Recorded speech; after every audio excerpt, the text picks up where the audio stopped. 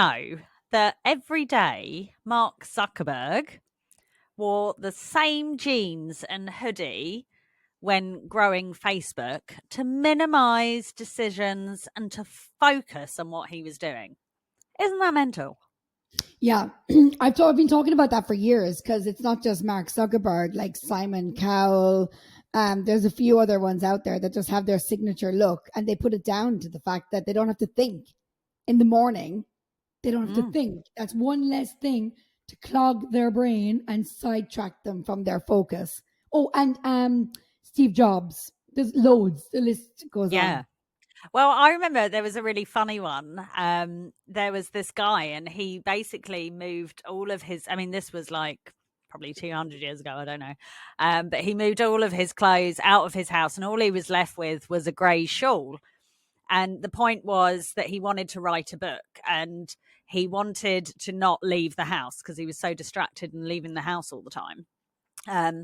And so within 6 months of not leaving the house because he had no clothes, he wrote The Hunchback of Notre Dame. It was Victor Hugo. That's fucking dedication. Isn't it? Like, I just think it's crazy, but it's so relevant about, taking away those distractions to focus solely on what you need to do. And I feel it in everyday life of my business of, and I feel like it takes time to master that. But you have quite a signature look. Like, I feel like I could go out shopping for you and get you a pair of brown boot, knee length, light colored jeans, a nice kind of like everyday white top with a shawl going over it. I feel like I could shop for you, and then you added in then the onesies, the lovely. Oh, and I love them. Like, even a friend came around the other night, and I've got like a string one that I love. It's like a baby grow. It's so comfortable, and I have a black one and a grey one, and I basically wear them every day to work unless I have a meeting. Then I put on a top over the top of them.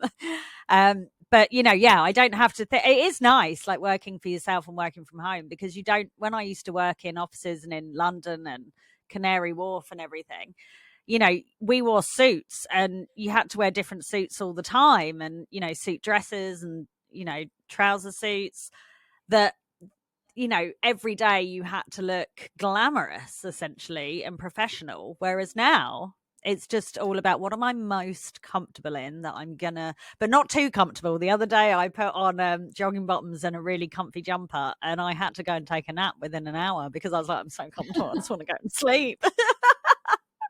It's funny you bring this up because I am obsessed with the idea, and I have been for a while, and it goes against everything. Like you said, back in Ireland in the salon, we always had to look professional. Our clothes couldn't always be full of bleach, which meant they were in the bin probably a week in because I was a messy hairdresser. So we were constantly buying new things and always trying to keep up with fashion, and even like look at somebody else and be like, oh my God, that looks amazing on them. And then on me, it would look shit, but I still did it. And I look back and think, oh my God. So actually funny, so I ended up thinking about the winter in the salon here. And I was thinking full on 5 different colored Adidas tracksuits. Oh wow, you're really going to town with this Adidasness, aren't you? Sandra's mother is coming over from Wales in a few months' time, and like usually she's just like, listen, tell me what you want or I'll bring shit that you don't want. And I'm like, oh my God, perfect. So I've got this like sick Adidas top, and I got her to have the matching tracky bottoms, and she's already ordered them and she's bringing them with her. That's very exciting. Can you also get her to bring some tea towels, please? Oh, yes, that's always on the list. The tea towels in New Zealand, like, it's like they're plastic. They just move the water around. I don't understand it. Seriously don't understand how New Zealand missed the mark with something so apparently simple. they have good tea towels. It's just you'll pay an arm and a goddamn leg for them. Oh, yeah, they're probably like $150 for a good tea towel that I can't afford that. And I can't justify that. They should just do their job.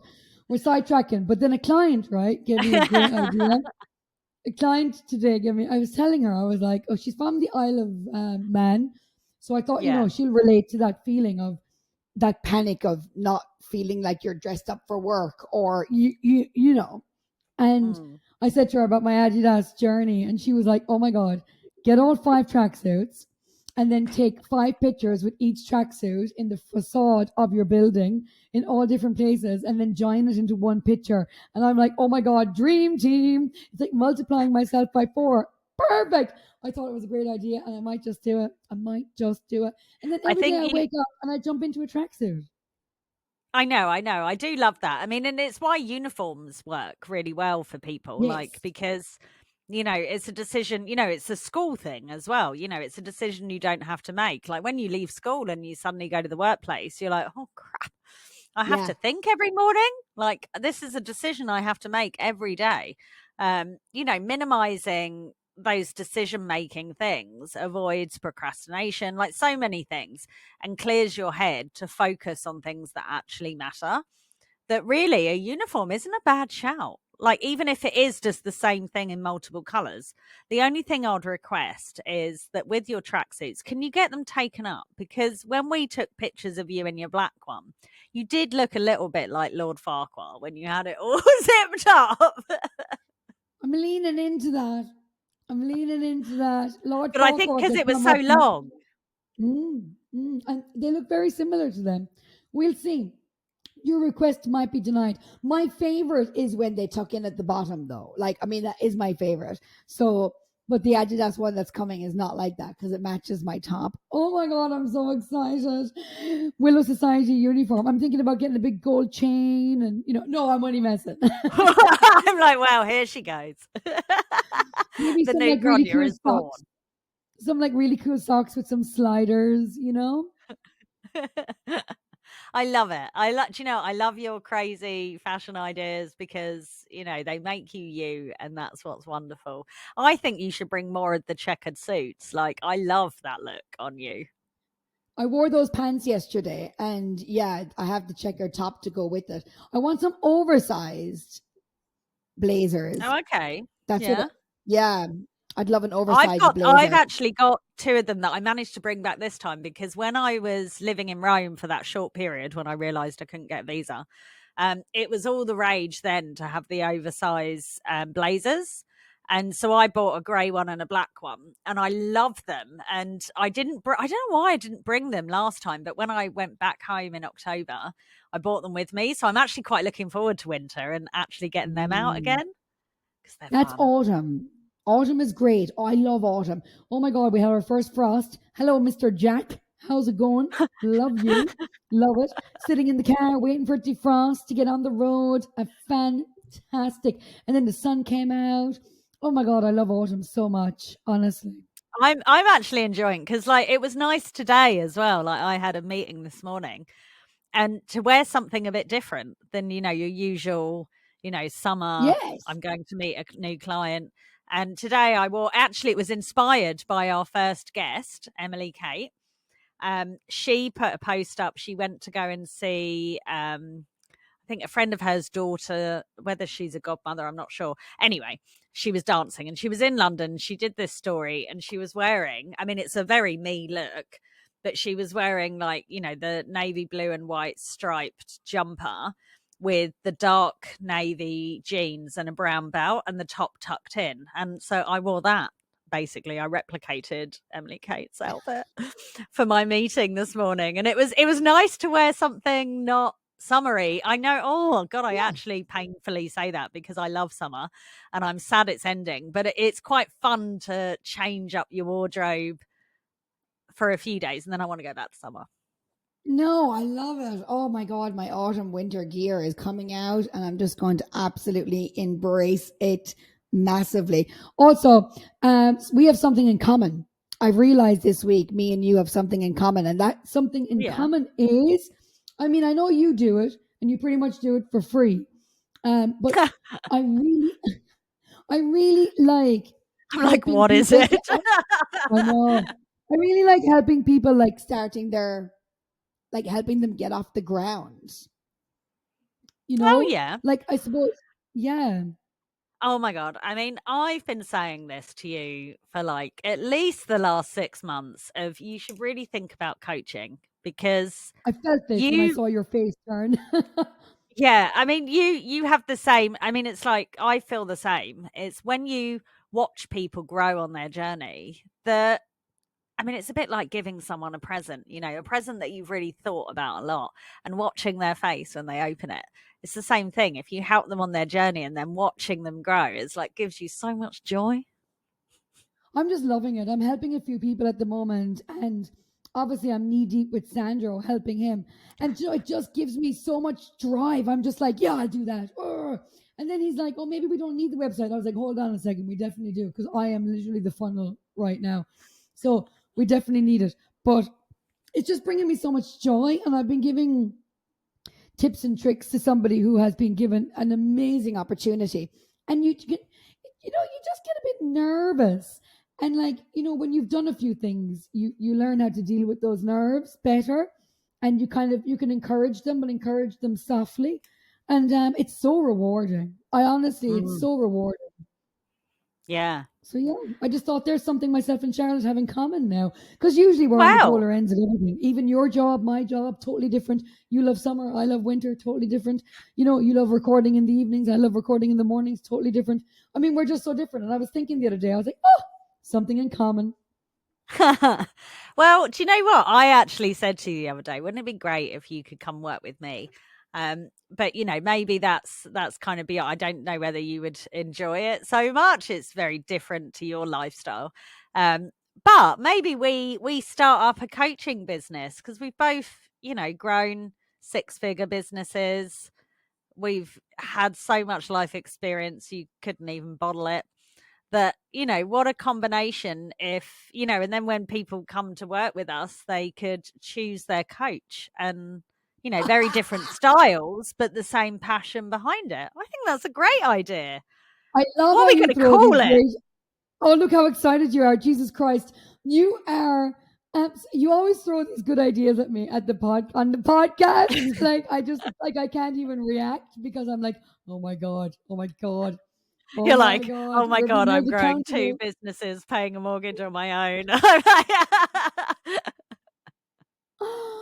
Oh, someone said the other day they were like, you take all that financial strain by yourself, and I was like, because I said to them, I was like, I don't freak Sandro out because I really love the journey he's on. I want him to continue without freaking him out. And I was like, no, no, no, I've got a Charlotte. Don't worry about it. I'm not doing anything alone. Not at all. Um, so yeah, I Yeah. mean, listen, Charlotte, it's not the worst idea in the world. I do feel like I feel like I'm in a corner right now, thinking about that. But I mean, well, it's just the different skills. Like, I mean, I do marketing coaching for people where I kind of coach them through how to, learn and grow their own channels. And, I mean, it's not just as simple as that either. It's kind of then, there's a bit of life coaching that goes into that because you can't just switch something on and switch it off. You have to mentally be prepared and have the right mindset. So, combining the marketing coaching that I have, you could bring in an extra layer of the life coaching. I think it's a fabulous idea. And actually, some of the coaching I was giving someone recently was actually just literally more about what we all do in a business in the sense of breaking down the figures. Because there's a lot of hidden figures that people don't think Mm. of. Like when you're, what you want to make per minute, what you need to make per minute, what you want to make per minute, what you desire to make per minute. Like, and Yeah, then breaking that down into the actual overall cost. There's a lot more than people, it meets the eye. So just when I broke it down, her prices were just way under, like she was literally going to come out with half of the minimum wage. So, seeing I it on know. Yeah, paper. people don't take into account everything. That's why I really strongly recommend, like even for your business, like time tracking. That when you do things, you put the timer on. And there's lots of apps. I use an app, and lots of people that I've shown the app, they use it now for everything. But it's like even when you're doing, paying your invoices, that should be down as company time. Like when you're cleaning up or when you're locking up, that's company time. Like your income has to cover all of that. 100%. I mean, it costs an X amount of money just to turn the key on the door. Like that's Mm. why it's hard to say yes to a lot of weddings, because my salon is still costing me with a door closed on a day where I have to go out and do wedding hair. So I have to take into consideration how much I'm charging for that wedding hair, simply because I have to lock my door, and that costs me a lot of money.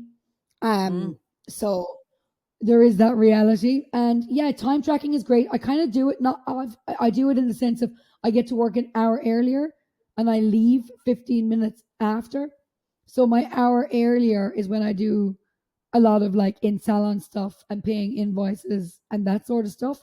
So yeah, I obviously have to say that my hours are longer than what people think my opening hours Mm. are.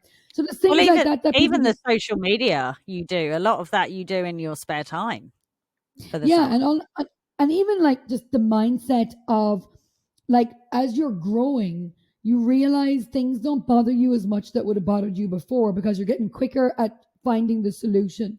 There's no lingering, there's no bitching to your friends for fucking 6 months about this one problem. You're allowed to express it, get it off your chest, whether that's, to your friend, to your partner, but then immediately, once it comes out of your mouth, okay, so what's my next steps at solving this? And you can't hide behind things. You actually have to hit them face forward.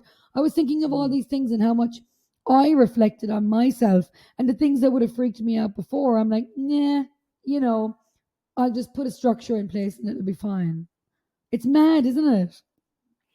I mean, I think that goes with like most things in life. Like, I mean, I was thinking the other day how, like, when I just decide I want to read a new book, I just go and order it. And, sometimes they're like $40. They're quite expensive. And it took me back to when I bought that Alan Carr Stop Smoking book. And I think still I didn't get it new. I did not want to buy it new. Like, I was messaging, I put a post on Facebook. I was messaging people I knew that had read it and said, "Oh, can I borrow the book?"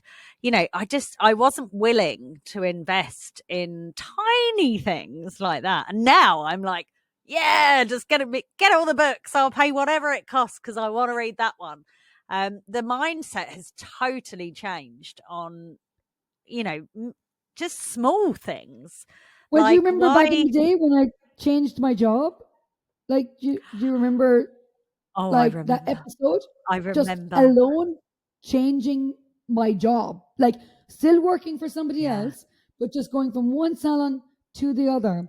And what But you happened? had, in fairness, you had been at that salon, well, that company, for because you changed locations, but you'd been with them for about 13 years, was it? 10 years? How long was Oh, it? maybe not. Maybe about, I don't know, 8, maybe. Yeah, but a long Oh, time. okay. Yeah. There's me going mega. But you'd been with them a long time, and I remember your first day at your new salon, and you started with such enthusiasm. And your first day, you just phoned, and I think I was in England, and you phoned me just crying your eyes out of just, oh my god, it's not the same, and oh, nothing's where it's supposed to be, and oh my god, the meltdown. I have never ever seen you have a meltdown like that I at all, remember ever. even, I remember where I was. I was across the barber shop waiting for Sandro to finish work in a car park, just being like, oh my God, what have I just done? And like, I was, I mean, I think there's a little bit of me, like hindsight is obviously 2020. There's a little bit of me that was ready to go out on my own, that Yeah. was rebelling. And there was another bit of me that just was not ready for that whatsoever. I had to decompress from the 8 years in that company. And then I had to really start implementing better habits going into the new company so that I could be ready one day to go out on my own. But my But God, I freaked out. with that, the last role you had, you basically, because the company had been opening new salons, you were basically at the forefront of opening one of the salons. So essentially, you had your training course of opening a business because you were in control. You opened it, you set it up how you want it to run, and then you left that to then Yeah. go and work for someone else when basically But you had just started your own salon the way you wanted it, and then having to go into something that wasn't set up the way you had set it up. That the anxiety that hit you was madness. Honestly, because we are creatures of habit as well. And like you said, like I helped set up that salon and in a way that I functioned really well. Like selfishly, I did that. And oh my God, like what a whirlwind stepping away from that. Like, but it just goes to show that was my lesson of you. I hate saying this sentence because I mean it can be more personal, but you are a number. Like the reality is, unless Yeah. you're an operator that's creating a certain amount of profit margin and getting a percentage of it, or whether you're a shareholder or whether you're co-owner, unless you're if you're not any of those things and they're never willing to make you any of those things, because I tried, um, then it's time to move on if that's something that's in the back of your head. But I treated that like my baby, and the amount of energy, like I was fucked working in those Mm. salons because I put so much energy, not only into my clients, into everybody that walked in the door, into, obviously trying to persuade my boss to do this and do that and implement this. And I was trying to make sure the staff were happy because I had to work with them. There was all these things that Yeah. I put on my shoulders. And then I wouldn't even add the extra hours if I worked it because, I was making it work. I was doing, but that's what you do for yourself. I had to rein all that in working for the new company.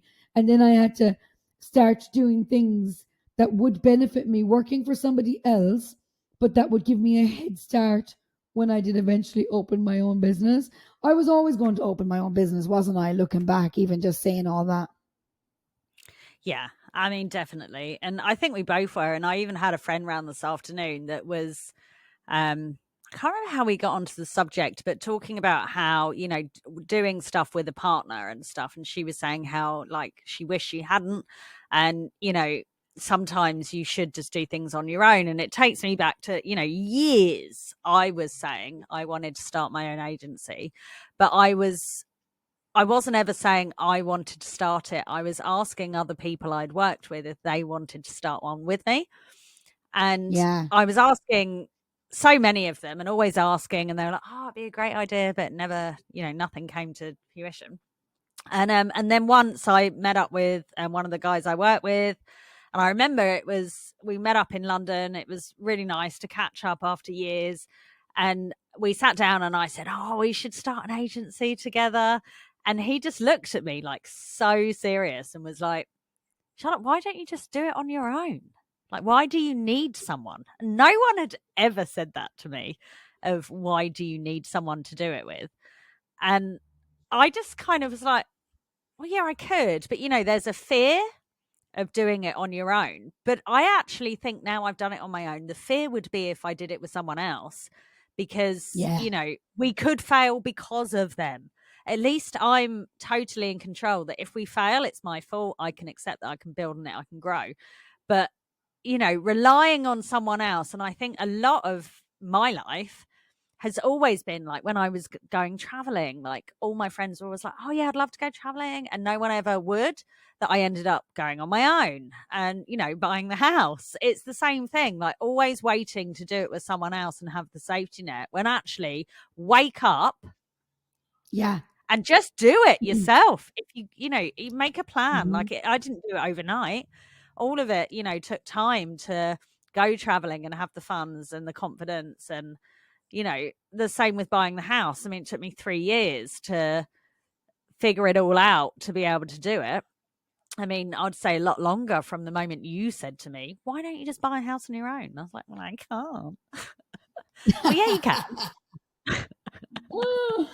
Was that at a party? I'm pretty sure that was at a party. I was probably drunk Yeah. and It was one of our eavesdropping. friends' Um, 30th in Monaco.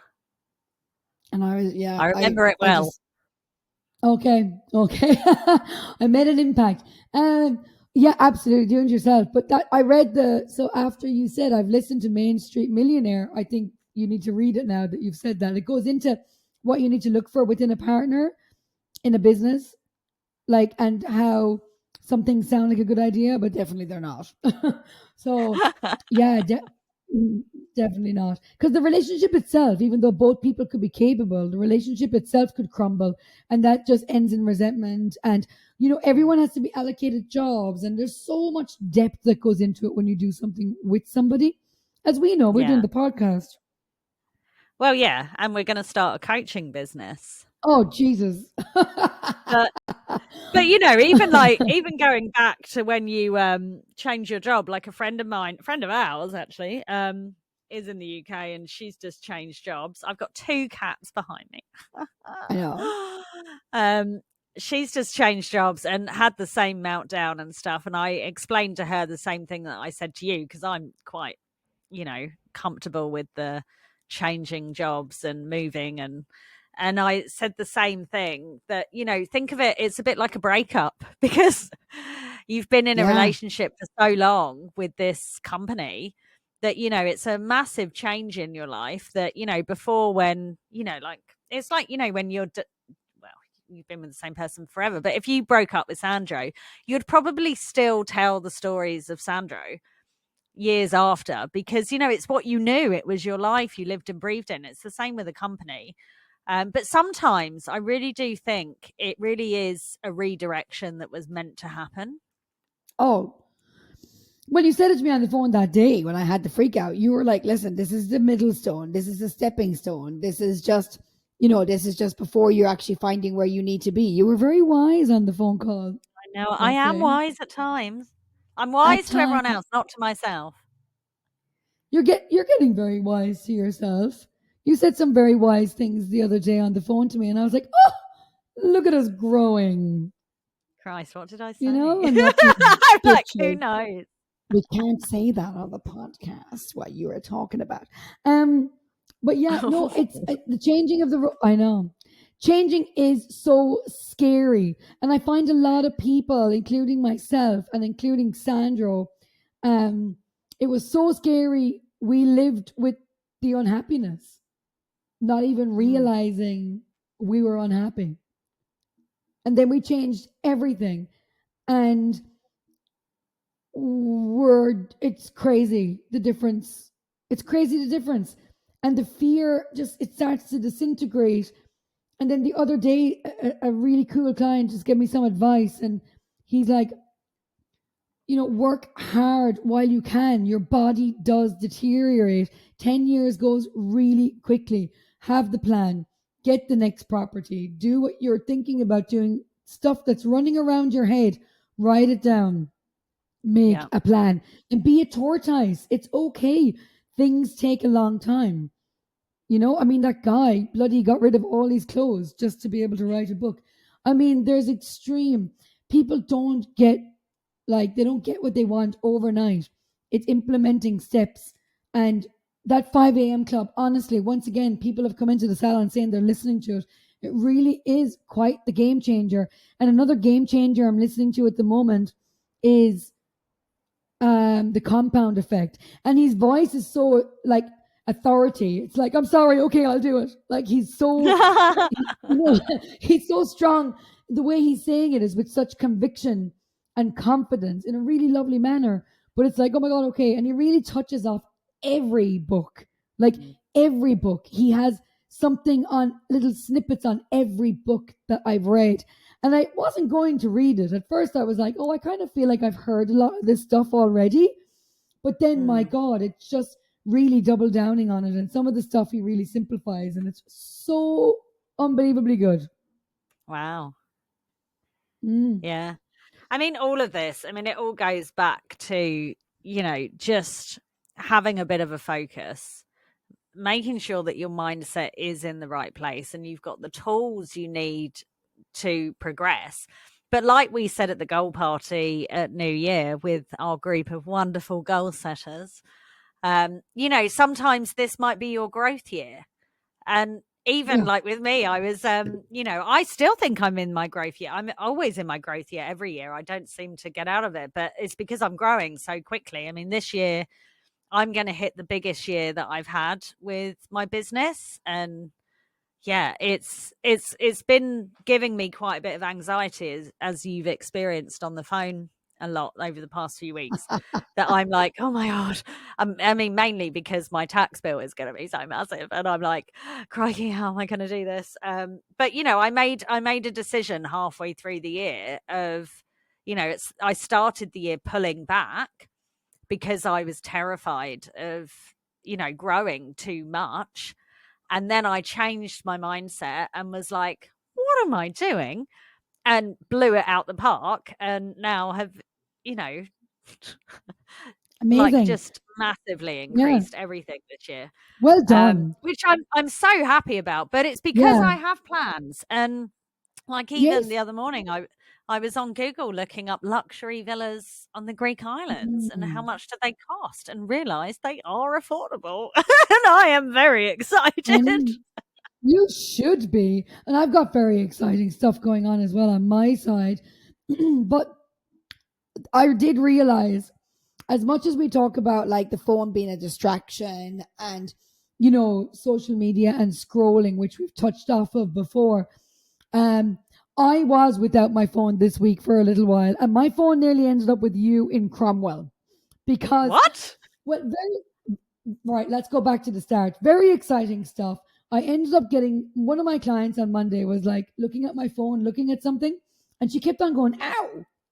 And I was like, "What are you doing?" She's a good client. I'm like, "What's wrong? What's going on over there?" And she's like, "Well, your stupid screen protector is all broken and there's shards of glass going in my finger trying to work your phone." I was like, "Don't exaggerate." I was like, "It's been like that forever. There's no shards of glass coming out of it." She's like, "Well, your hands are tough then." But anyway, she made me think. And I went and got a screen protector for my phone on Tuesday. It's like a brand new phone. I went to bed so incredibly happy. I felt like it was a $6 upgrade to my life. You It's really need an amazing. upgraded phone, though. Like, can we not Listen, just yeah. we're not going to fight about this on the podcast. Maybe we will. My phone's amazing. But it looks like a brand new phone now.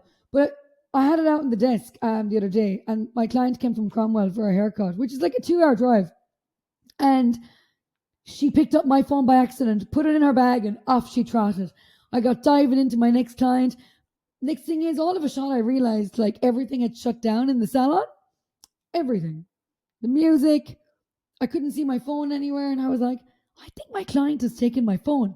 And so she did. Off to Cromwell. And I Wow. was like, bollocks. Anyway, by the time I contacted her via my client sitting in the salon, thankfully, she dropped it off at my house. And she was like, no, no, no, I'll come back with it. I was like, absolutely not. My God, how much That was driving for one lucky that you haircut. got that in time when she was reaching Athol. Well, no, she'd gone past it, but she was on her way back. She's put her hand in her bag and freaked out. Oh. And I, she's the sweetest.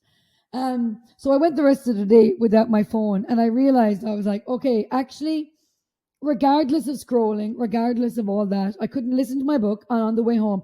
And then something happened to my car, and I could hear something going wrong, and I had to pull in. And then the gearbox wouldn't work, and I was sitting there with no phone, 8 o'clock in the evening, like just sitting in the fucking highway. And I was like, oh my God, what am I doing? I turned off the car and I sat there. I took a deep breath and I was like, just breathe. It's amazing how used to our phones we are. Like, and I thought, what would you have Yeah. done back in the day? You would have just gotten out of the car and started walking. Lock the car, Yeah. start walking. I know. And I was going through all this. So I sat down, I just had a moment and I just thought, calm down.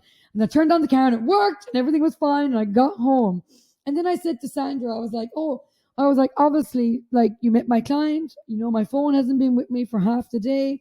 And he's like, yeah. He's like, oh, thanks for that. I was half naked. I was like, well, how could I give you the heads up? She had my phone. And then Yeah. about half an hour later, I went up to the bedroom, and guess what I saw? About 40 minutes previous to sitting with my phone, I had 3 missed phone calls from Sandro. The phone was beside him. He rang me 3 times Are while you he had my serious? phone. Oh dear. I know, and I you was like, know what? What really annoyed me the other week was when we were going to the Hilux World Record attempt. I phoned you in the morning just to clarify what do I need to bring, what is the plan, and he in the background went, "You're going to see her in a minute. What do you need to talk about?" And I just thought, when you're with me, you literally left him like an hour ago, and he is phoning and phoning and phoning and phoning and phoning, and I'm like, and you give me shit. Oh, Sandy, honestly, we love him. I know. But the phone was beside him, physically beside him. And he was calling me. And I said to him, I was like, what were you doing? He's like, well, just in case. I was like, okay, just in case, Charlotte. Well, if the phone ended up with me, I would have just subtly broken it so that you had to buy a new one. I would.